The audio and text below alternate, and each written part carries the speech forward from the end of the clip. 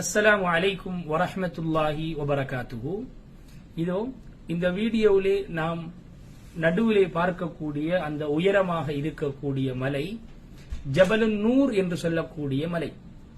அல்லாஹ் சுப்ஹானஹு தஆலா இந்த பூமியை படைத்து பூமி ஆடாமல் இருப்பதற்காக முளை குச்சிகளாக அல்லாஹ் மலைகளை படைத்தான்.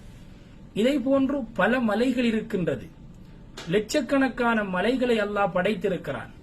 மறுமை நாள் நெருங்கும் பொழுது இந்த மலைகள் எல்லாம் தூள் தூளாக பறந்துவிடும், பஞ்சை போன்று பறந்துவிடும். இப்பொழுது நான் உங்களிடத்தில் பதிவு செய்யக்கூடிய விடயம் என்ன என்றால், இப்படியான ஆயிரக்கணக்கான லட்சக்கணக்கான மலைகள் இருக்கும் பொழுது இந்த மலை ஜபலுன் நூர் என்று சொல்லக்கூடிய இந்த மலையை லட்சக்கணக்கான மக்கள் வந்து பார்வையிடுகின்றார்கள், ஜியாரத் செய்கின்றார்கள். ஒரு பரக்கத்தான ஒரு மலையாக இதை மக்கள் பார்வையிடுகின்றார்கள். இந்த மலைக்கு ஏன் சிறப்பு?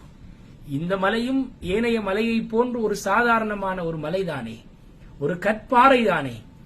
இந்த கற்பாறைக்கு ஏன் இந்த சிறப்பு என்று பார்த்தால், இதுதான் குர்ஆன் இறங்கிய மலை. நபி ஸல்லல்லாஹு அலைஹி வஸல்லம் அவர்கள் இந்த மலையிலே இருக்கக்கூடிய ஹிரா என்று சொல்லக்கூடிய அந்த குகையிலே அவர்கள் இருக்கும் பொழுதுதான் குர்ஆன் இறங்கியது. அதனால்தான் இந்த மலைக்கு அந்த சிறப்பு.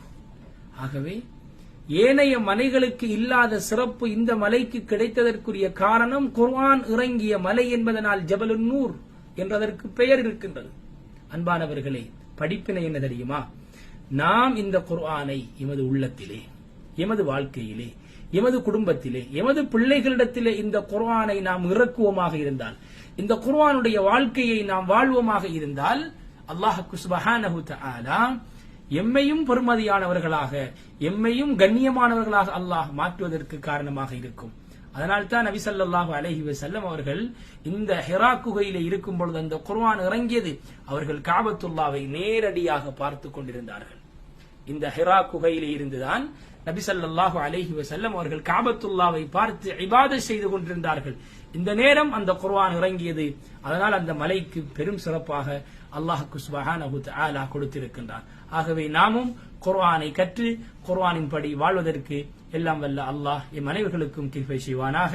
வ ஆகிரு தஅவானா அனில் ஹம்துலில்லாஹி ரப்பில் ஆலமீன். அஸ்ஸலாமு அலைக்கும் வரஹ்மத்துல்லாஹி வபரகாத்துஹு.